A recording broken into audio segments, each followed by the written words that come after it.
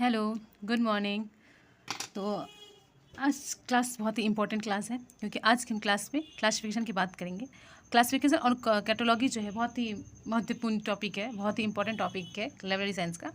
पूरा लाइब्रेरी जो है ये क्लासिफिकेशन और कैटलॉगी पे ही व्यवस्थित रहता है, तो इस पर बात करना बहुत इंपॉर्टेंट हो जाती है।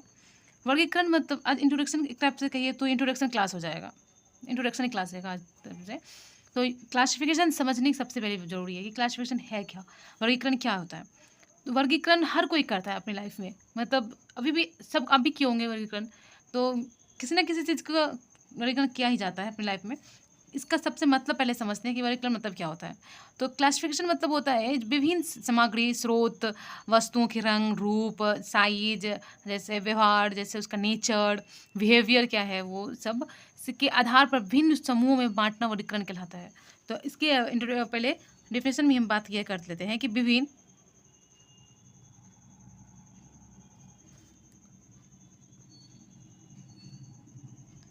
सामग्रियों विभिन्न सामग्रियों जब तक हम लिख रहे हैं थोड़ा आप लोग से बात भी कर ले।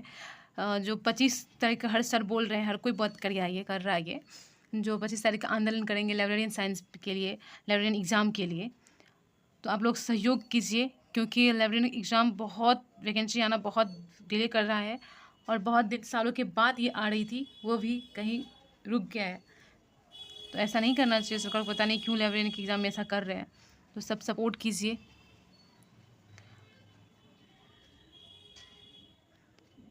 वस्तुओं को रूप वस्तुओं के रूप, रंग, कलर, उसके साइज, आकार, बिहेवियर,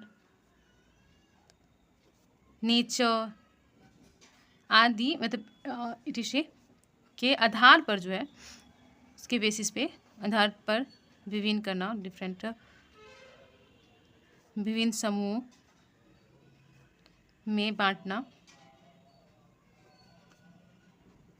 वर्गीकरण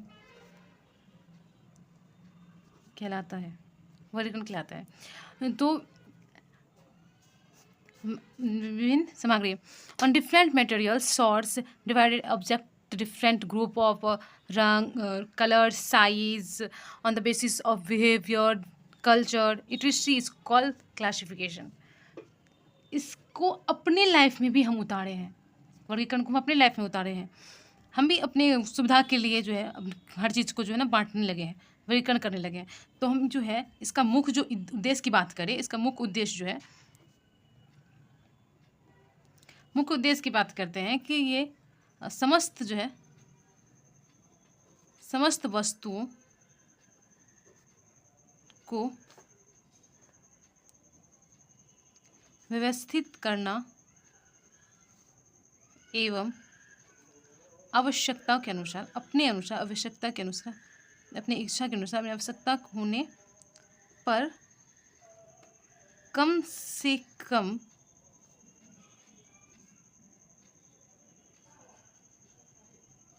समय में उन्हें पुनः प्राप्त करना होता है। तो इससे हम ये समझे कि सबसे पहले जो है फिर वर्गीकरण करेंगे, फिर उनको व्यवस्थित करेंगे, अरेंज करेंगे, फिर जाके उसको पुनः प्राप्ति करेंगे। तो फर्स्ट में हम वर्गीकरण किए, ये पहला काम हुआ। दूसरे में हम व्यवस्थित किए, ठीक। तीसरे में जाके हमको पुनः प्राप्ति हुआ। तो इसका क्लासिफिकेशन करने से, व्याकरण करने से पहले हम इसको वर्गीकरण करेंगे, वर्गीकृत करेंगे, क्लासीफाई करेंगे। तो वर्गीकरण का जो तरीका होता है वो तरीका होता है ये, वर्गीकरण का तरीका की बात करते हैं। तो वर्गीकरण तरीका में पहला जो है वो क्लासीफाई आता है, वर्गीकरण। इसका मतलब कि पहले जो है वर्गीकृत करेंगे, वर्गीकरण, फिर उसके बाद सेकेंड नंबर पे जाएगा व्यवस्थित करेंगे, उसको अरेंज करेंगे,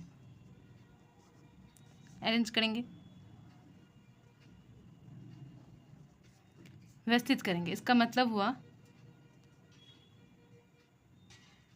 इसके बाद फिर पहले वर्गीकरण करेंगे, फिर जो व्यवस्थित करेंगे, व्यवस्थित किए, इसके बाद जो है 3 नंबर में पुनः प्राप्ति किए, रिट्रीव पुनः प्राप्त, मतलब कि अब हमको जो है आसानी से बुक जो भी है वो मिल जाएगा, कोई इसमें झंझट नहीं होगी, आराम से हमको मिल जाएगी, हम पुनः उसको प्राप्त कर सकेंगे, प्राप्त होगा। जिस तरह से देखिए हम लोग भी अभी वर्गीकृत किए हुए हैं, आप जिस टेबल पे पढ़ रहे होंगे उस टेबल पे जो बुक रखा होगा सबको एक में तो नहीं रखे होंगे, रखने पे जब निकालेंगे हम मैथ का चीज़ तो निकल जाएगा मेरे से, ये कुछ पुट हो जाएगा। तो सब ना अपने सब टेबल पे देखिए, सब पे अपना मैथ का अलग रखे होंगे, हिस्ट्री अलग, ज्योग्राफी अलग, या तो जीके जीएस ऐसे करके बांट दिए होंगे, उसके नीचे ये होगा ये वो इस तरह से किए होंगे। तो सब जो है क्लासिफिकेशन कर चुके हैं, सब नॉर्मल है ये। तो हर व्यक्ति जो है अपने आवश्यकता के अनुसार किसी भी पद्धति का प्रयोग करते हुए, कोई भी सिस्टम में कोई भी ऑप्शन किसी भी इसका पद्धति का उपयोग करते हुए वस्तु का वर्गीकरण कर सकता है। यह पद्धति एकदम नॉर्मल है और ये सरल एंड उपयोगी होना चाहिए। तो जिस तरह से देखिए आपके पास से कोई हिस्ट्री का बुक है, ठीक, मान लीजिए कोई भी हिस्ट्री का बुक है, आपके पास हिस्ट्री का बुक भी है और एक नोट भी है, फिर बहुत सारे किसी ना सड़क का कुछ है, सब नोट है। तो आप क्या कहोगे, और उसके बाद आपके मैथ भी है, रीजनिंग भी है, सब आपके टेबल पे है। तो आप रीजनिंग कॉपी एक साथ रखे होंगे, मैथ उसी पे डाल देंगे या तो बगल में रखे होंगे, पर आपको पता होगा कि ये मेरा मैथ का, ये मेरा रीजनिंग है। हिस्ट्री में तो बहुत पार्ट है, चलिए हिस्ट्री भी रखें तो हिस्ट्री का नोट ऐसे तरह से अरेंज करके रखे होंगे साइड बाई साइड, यहाँ पे मैथ है तो यहाँ रीजनिंग है, ऐसे करके रखे होंगे, अरेंज करके रखे होंगे। इससे क्या होता है कि आप वर्गीकरण तो कर लिए, क्लासिफिकेशन हो गया है आपका, उसके बाद अब इसको अरेंज करके रख दिए, ठीक, व्यवस्थित कर दिए, अरेंज कर दिए। फिर आप जब पढ़ने बैठते जब आसानी से आप ढूंढ लीजिएगा, पकड़ लीजिएगा कि ये मेरा मैथ बुक है, ये मेरा रीजनिंग है, ये मेरा हिस्ट्री है, आराम से लेके प्राप्ति कर लिए, ये पढ़ने लगे। तो ये पूरा प्रक्रिया जो है ये क्लासिफिकेशन कहलाया, ये जो है क्लासिफिकेशन कहलाया, पूरा प्रक्रिया जो है क्लासिफिकेशन कहलाया। तो अपने पहले से कर चुके हैं। तो एक ये पॉइंट हम अगर लिखते हैं कि व्यक्ति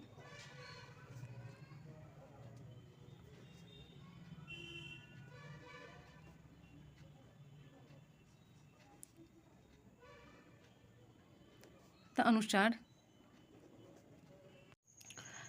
अपनी आवश्यकता अनुसार किसी भी पद्धति का उपयोग करते हुए वस्तुओं का वर्गीकरण कर सकता है।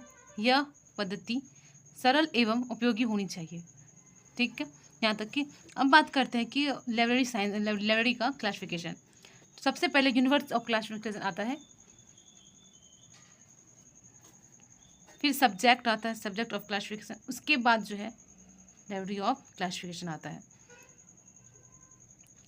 लाइब्रेरी ऑफ क्लासिफिकेशन जो है, पुस्तकालय वर्गीकरण जो है, ये ज्ञान के वर्गीकरण पर आधारित है।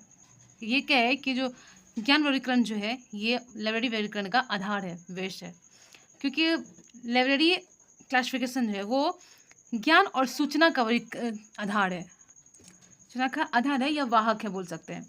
तो हम लोग लाइब्रेरी ज्ञान वर्गीकरण मतलब होता है कि उसकी ज्ञान की उसके व्यवस्था जो होती है, उसकी इम्पोर्टेंस जो होता है उसका, उसके या उसके समान विषय सब्जेक्ट के आधार पर व्यवस्थित करना ही, वर्गीकृत करना ही ज्ञान क्लासिफिकेशन कहलाता है। ये उतना इम्पोर्टेंट नहीं है। इसका उद्देश्य होता है कि ज्ञान को सरल बनाना, सुलभ बनाना, प्रबंधनीय या उपयोगी बनाना। हम लोग बात करेंगे लाइब्रेरी साइंस पे, तो हम लोग की बात होगी लाइब्रेरी क्लासिफिकेशन पे।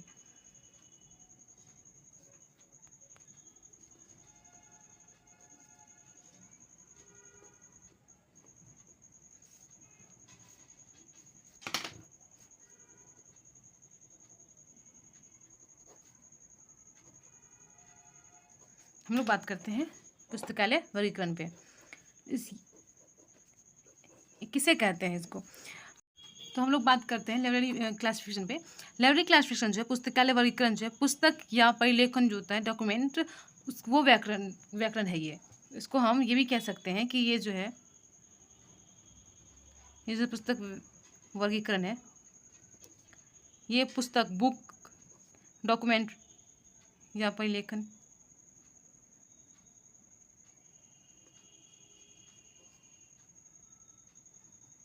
का वर्गीकरण है, ये वर्गीकरण है। ये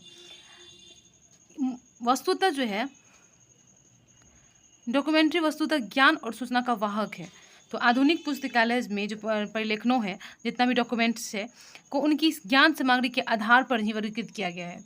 इसलिए कहते हैं कि जो लाइब्रेरी क्लासिफिकेशन जो है वो ज्ञान की क्लासिफिकेशन के आधार है, क्योंकि जहाँ हम बात करते हैं कि डॉक्यूमेंट जो है पुस्तकालय वर्गीकरण पुस्तक या फिर लेखनों डॉक्यूमेंट्स वर्गीकरण है। डॉक्यूमेंट्स वस्तुतः ज्ञान और सूचना का वाहक है। आधुनिक पुस्तकालय में परिलेखनों को उनकी ज्ञान सामग्री के आधार पर वर्गीकृत किया जाता है। इसलिए कहते हैं कि वर्गीकरण जो है, इसलिए कहते हैं कि ज्ञान वर्गीकरण पुस्तकालय वर्गीकरण का आधार है। ये बेस है ज्ञान वर्गीकरण। ये ओशी जो है ये बेस से एलओसी के मतलब पुस्तकालय वर्गीकरण के आधार है। तो हम इसके क्लासिफिकेशन की जो ये है पुस्तकालय क्लासिफिकेशन की, उसके थ्योरी के बारे में बात करते हैं। उसका थ्योरी दो भाग में बांटा हुआ है। उसका 2 टाइप होता है। तो हम अगर ये बात करें थ्योरी के, थ्योरी ऑफ लाइब्रेरी क्लासिफिकेशन, इसकी बात करते हैं तो ये 2 भागों में आता है। ये थ्योरी जो है ये 2 भागों में बांटा हुआ है। एक भाग को कहते हैं, एक भाग जो है 1901 से लेके 37 तक आता है। दूसरी भाग जो है वो 1937 से उसके बाद तक जाती है। ये 2 भाग बांट गया। लेकिन इसको कहने के लिए हम इसको कहते हैं, इसका नाम जो है जो 1901 से 1937 तक रहा है, इसका नाम है डिस्क्राइबलिन। और इसका जो नाम है डायनामिक। ये हमारे जो फादर ऑफ लाइब्रेरी साइंस है उनका ये इस खेमी में वो आते हैं। तो इसमें रंगनाथन, तो इसके बहुत सारे इसमें जो आते हैं, इसका हिंदी इसमें बोले तो इसका विपसानात्मक और इसका हिंदी होता है परिवर्तनशील में ही आते हैं सी कॉलन क्लासिफिकेशन। क्योंकि कॉलन क्लासिफिकेशन का कोई जो नंबर होता है वो फिक्स नहीं होता है, वो अपने अनुसार जो है ना बदल के अब क्लासिफिकेशन कर सकते हैं। तो ये इसको परिवर्तनशील में रखा गया, इसमें ही आते हैं। क्योंकि ये देने वाले कौन थे? रंगनाथन और परिवर्तनशील में ही रंगनाथन आते हैं। तो ये क्वेश्चन पूछा जाता है कि रंगनाथन की जो थ्योरी है वो कब से थ्योरी इसकी इस भी पूछा जाता है। 1987 की जो थ्योरी है वो रंगनाथन के लिए दिए हैं, रंगनाथन उसके में आते हैं। और 1901 से 1937 में 5-6 इंपॉर्टेंट जो है दिए थे इसमें विवरणात्मक में डिस्क्राइबलिन में। तो इसमें आते हैं, इसमें एक एक करके बात करते हैं। हम पहले फर्स्ट में जो है मेलविल डेवी की ही बात करते हैं। लेकिन मेलविल डेवी जो है उसकी बात इसमें हम नहीं करेंगे, इसमें लिखेंगे नहीं। क्योंकि मेलविल डेवी जो डीडीसी दिए थे, मेलविल डेवी जो डीडीसी दिए हैं, हम उसको इसमें नहीं रखते हैं। क्यों? क्योंकि मेलविल डीडीसी तो दिए लेकिन इसमें कोई थ्योरी नहीं लिखी है, थ्योरी जो है वो नहीं लिखे। तो यहाँ पे तो थ्योरी की बात चल रही है, तो थ्योरी मेलविल डेवी ने नहीं दिया। सबसे पहले क्लासिफिकेशन किए यही डीडीसी दिए, लेकिन थ्योरी कोई नहीं लिखे। थ्योरी लिखने वाला सबसे पहला व्यक्ति जो था वो था रिचर्डसन जी। ये जो है ये पहले थ्योरी दिए थे सबसे पहले, ये सबसे पहले बुक लिखने वाला ये था।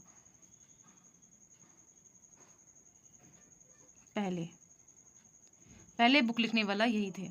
इसलिए इसमें जो हम यहाँ से मेलविल डेवी की बात नहीं करके रिचर्डसन के बात करते हैं। सबसे पहले हम इसकी बात करते हैं। ये जो थ्योरी दिए थे उसका नाम क्या था, तो इसके बारे में बात करते हैं। तो एच.सी. रिचर्डसन ने, इसका पूरा नाम था एच.सी. रिचर्डसन ने इसके जो थ्योरी दिए थे, ये थ्योरी क्वेश्चन पूछा जाता है। तो ये थ्योरी दिए थे, आपका नाम classification theoretical practical 1901। Classification theoretical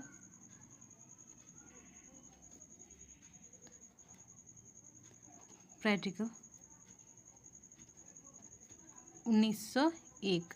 ये क्वेश्चन बहुत ही इम्पोर्टेंट है, ये बहुत बार पूछा भी गया है। तो ये क्वेश्चन इंपॉर्टेंट है कि जो ये पूछा जाता है क्लासिफिकेशन थ्योरिटिकल और प्रैक्टिकल 1901 किसने दिया है, किसकी थ्योरी है, या इससे संबंध कौन रखता है। 4-5 ऑप्शन दे रही है, तो किससे संबंध रखता है, इस तरह से। तो इस चीज़ को रखना बहुत ज़रूरी है। इसका थ्योरी ये था। दूसरे व्यक्ति जो इसमें आते हैं W.C. शेयर, दूसरे व्यक्ति में जो इसमें आते हैं डिस्क्राइबलिन में। तो इसमें दूसरे व्यक्ति हैं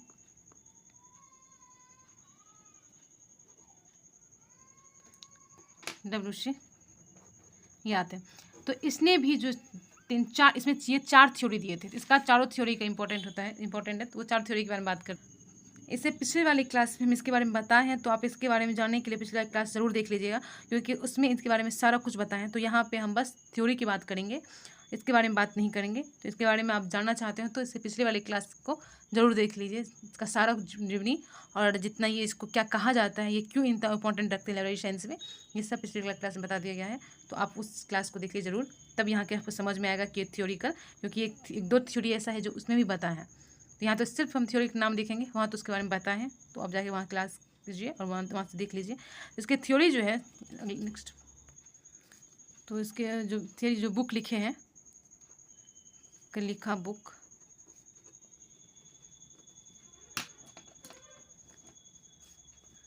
फर्स्ट में है cannons of classification.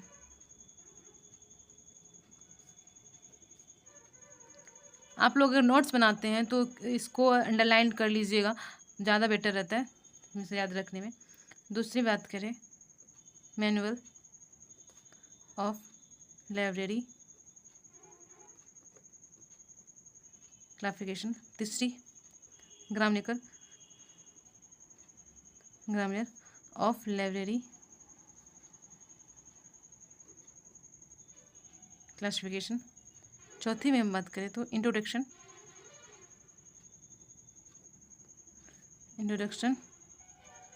To library classification.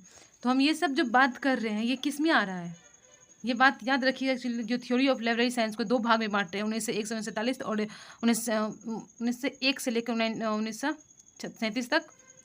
फिर दूसरे जो बात की 1937 से बात की, 1937 में शिव रंगनाथन आते हैं, उन्होंने दिया था उसमें। लेकिन इसमें जो है 3-4 मेंबर ज़्यादा आते हैं जो इंपॉर्टेंट है, और सभी आते हैं लेकिन 3-4 मेंबर ज़्यादा इंपॉर्टेंट है, उसकी बात करते हैं। तो उसमें हम अब विशेष की बात कर रहे हैं, तो उसी में ये थ्योरी उसने दिए थे। अब बात करते हैं उसके तीसरे नंबर पर जो व्यक्ति आते हैं वो है E.W. हॉल्वी। इसका नाम सुने होंगे, E.W. हॉल्मी। तीसरे व्यक्ति जो है उसमें थर्ड व्यक्ति की बात करते हैं, E.W. हॉल्मी। ये कब तक रहे थे, 1859 से 1954 तक। ये इसने जो है इसने जो थ्योरी देते थे उसको 2 भागों में बांट दिए थे, 2 भागों में 2 वर्गों में बांटते थे।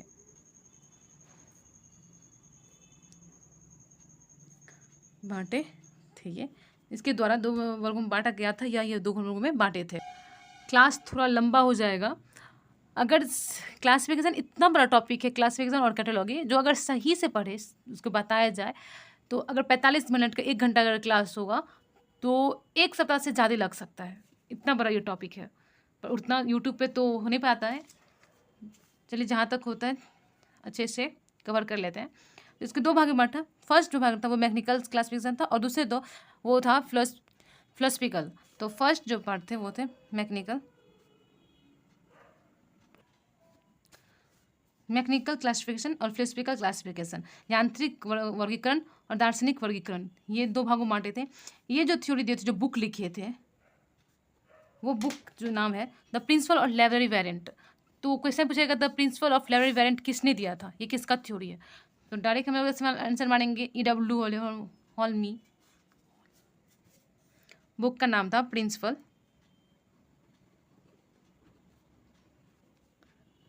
Of library variant. आप लोग प्लीज़ कमेंट में ये बताइएगा जो मेरा राइटिंग आप लोगों को समझ में आ रहा है, हम जो लिख रहे हैं वो आप लोगों को पता चल रहा है।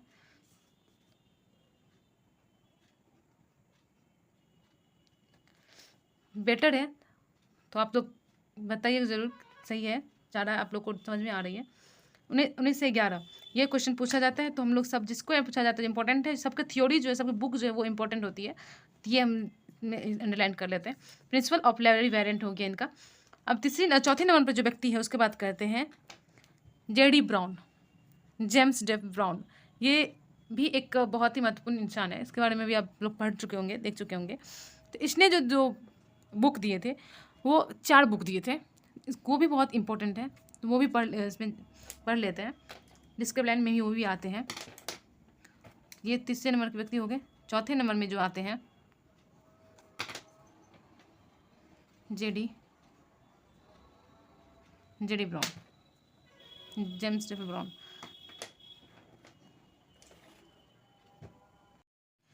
तो जेडी ब्राउन जो है ब्रिटिश लाइब्रेरियन थे। इन्होंने सबसे पहले वन प्लेस थ्योरी दिए, फिर सबसेट क्लासिफिकेशन दिए, फिर सब्सिक्वेंट ओपन सक्सेस दिए। जो रूल्स में पढ़ रहे थे 5 रूल में, ओपन सक्सेस सिस्टम, बुक को ओपन करके रखना है, कोई क्लोज करके बंद कर, किसी चीज़ में बंद करके नहीं रखना है। तो ये सबसे पहले इसने दिए थे, जेडी ब्राउन दिए थे। उसके बुक जो थे, जो थ्योरी ये दिए हैं, जो बुक दिए हैं, उसकी बात करते हैं। तो पहले नंबर पे है manual of the library classification and self arrangement. ये दिए हैं 1898 को। तो इस तरह से क्वेश्चन पूछता है, जो जिस तरह से दे दिया manual of the library classification and self arrangement. तो इस तरह से क्वेश्चन पूछा जाता है। इसके सेकंड जो थे, वो सेकंड है कि manual of the library economic 1903 में दिए। तीसरा इसका थ्योरी है, बुक आया था, वो सब्जेक्ट क्लासिफिकेशन 1906 में दिए। ये तो बहुत इंपॉर्टेंट हो जाता है, ये आगे भी पहले पढ़ेंगे। फिर library classification and the cataloguing, ये 1912 में दिए है। ठीक, इस तरह से क्वेश्चन पूछ सकता है कि लाइब्रेरी क्लासिफिकेशन एंड कैटलॉगी जो है देने वाले कौन थे, तो जेडी ब्राउन। अब लास्ट एक कुछ 5 में बच जाता है, उसका बात कर लास्ट में जो डिस्क्रिप्टिव लाइन में 1901 से लेकर 1937 में जो लास्ट एक इसकी बात करते हैं। ये H.E. ब्लिस 1870 से 1955 तक ये इसका जन्म ये है, फिर यहाँ है। ये ये भी अमेरिकन लाइब्रेरियन थे। इसने जो दिए हैं वो है बिब्लियोग्राफिक क्लासिफिकेशन 1935। ये क्वेश्चन पूछा गया है, पूछा भी हर एग्जाम में पूछा गया है। तो ये क्वेश्चन पूछा गया, बहुत इंपॉर्टेंट है। बिब्लियोग्राफिक क्लासिफिकेशन किसने दिया है, तो H.E. ब्लिस। आज यहीं तक रहने देते हैं, इससे आगे कल की क्लास में कर लेंगे, नेक्स्ट क्लास में। तो thank you, please like and subscribe. Thank you.